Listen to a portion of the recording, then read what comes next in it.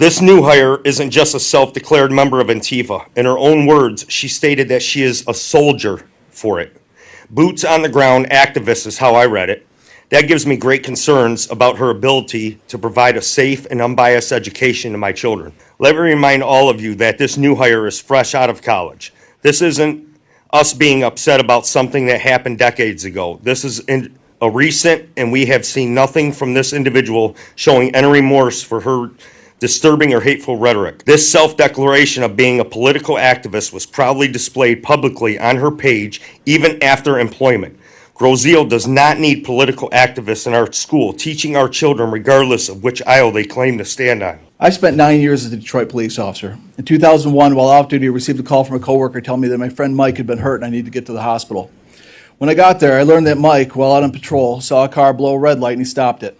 Turns out the driver had a suspended driver's license and a couple minor warrants.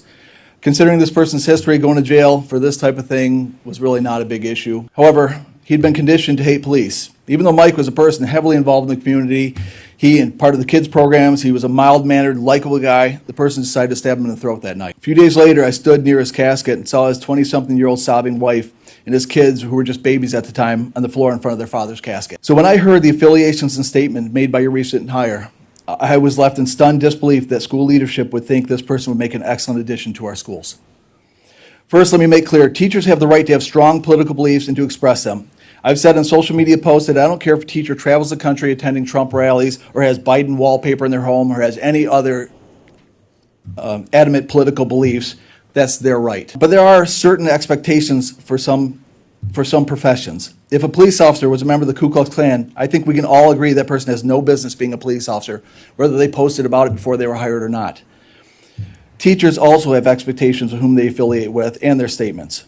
Your new hire proudly proclaimed that she is an Antifa super soldier. This group's actions have been labeled as domestic terrorism under President Obama, President Trump, and 6 members of the group were arrested on domestic terrorism, one of them being local, were arrested on domestic terrorism charges for, amongst other things, firebombing a police car a month ago. In response to someone's post on why the police officers' lives matter, she posted, "They don't," and that those who believe they do are bootlickers, is how she referred to it. I'd like to ask the board this. What if she said that the lives of school administrators don't matter, and if you think they do, you're a bootlicker?